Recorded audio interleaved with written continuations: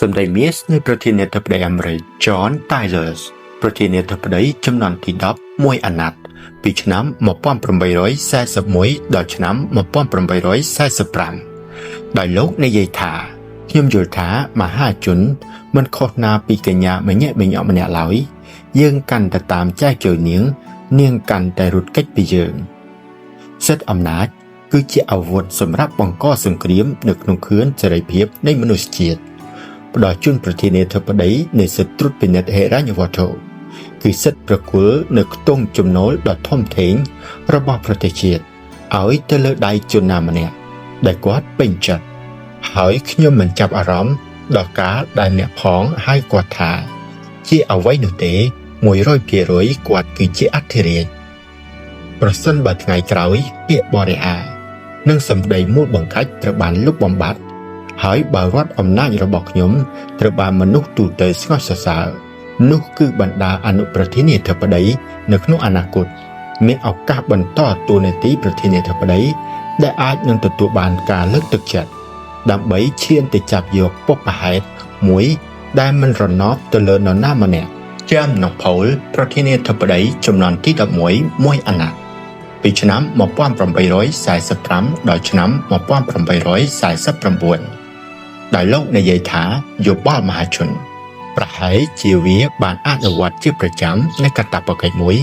នៅក្នុងចំណោមកាតព្វកិច្ចដ៏ចំស្របបំផុតរបស់ខ្លួនគឺបង្រៀនឲ្យមហាជនបានដឹងពីសមត្ថកិច្ចរបស់រដ្ឋអំណាចនិងរដ្ឋាភិបាលសហរដ្ឋនោះរដ្ឋអំណាចនិងរដ្ឋាភិបាលសហរដ្ឋមិនគួរអោបក្រសោបនៅសិទ្ធិអំណាចដែលរដ្ឋសភាប្រគល់ជូនភាគីមួយទៀតនោះទេខ្ញុំនឹងរក្សាទុកថវិកានៅក្នុងរដ្ឋាភិបាលនៅចំនួនមួយគ្រប់គ្រាន់សម្រាប់តែការរក្សាសុវត្ថិភាពដែលរដ្ឋាភិបាលទាមទារហើយកំណត់ត្រឹមតែចំនួនដែលចាំបាច់តែប៉ុណ្ណោះឯងខ្ញុំមិនរក្សាទុកនៅផលចំណេញនៃតម្លៃលើកនៅក្នុងរដ្ឋាភិបាលដែលសម្រាប់ចំណាយទៅលើការកែតម្រង់នៅក្នុងស្រុកឬសម្រាប់កិច្ចការអ្វីផ្សេងទៀតក្តីខ្ញុំនឹងធ្វើឲ្យរដ្ឋាភិបាលវិលទៅរករូបភាពដើម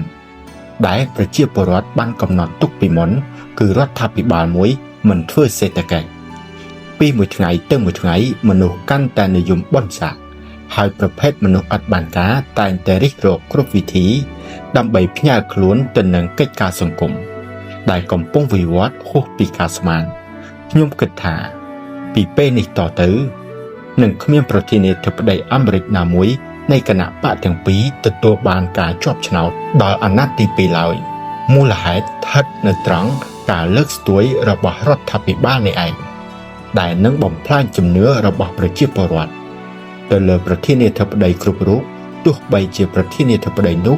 បានដឹកនាំការងាររបស់រដ្ឋាភិបាលបានល្អកម្រិតណាស់ក៏ដោយZachary Taylor ប្រធានាធិបតីចំនួនទី12មិនចប់មួយអាណត្តិពីឆ្នាំ1849ដល់ឆ្នាំ1850ដោយលោកនិយាយថាសិទ្ធិជំទាស់ឬបដិសេធដែលរដ្ឋសភាបានផ្ដល់ជូនប្រធានាធិបតីគឺជាសិទ្ធិអំណាចដែលទទួលបានការការពារយ៉ាងពង់ពោះបំផុតប៉ុន្តែបើតាមគំនិតខ្ញុំមិនគួរប្រើប្រាស់នូវសិទ្ធិនោះទេលើកលែងតែរដ្ឋសភាបានបំពានលើច្បាប់ទម្លាប់យ៉ាងធ្ងន់ធ្ងរជាក់ស្ដែងជាងកន្លះសតវត្សកន្លងផុតទៅមានរាជាណាចក្រនិងអធិរាជជាច្រើនត្រូវបានរំសាយប៉ុន្តែសហរដ្ឋអាមេរិករបស់យើងនៅតែរឹងមាំជានិច្ចអ្នកស្នេហាជាតិដែលមានគុណ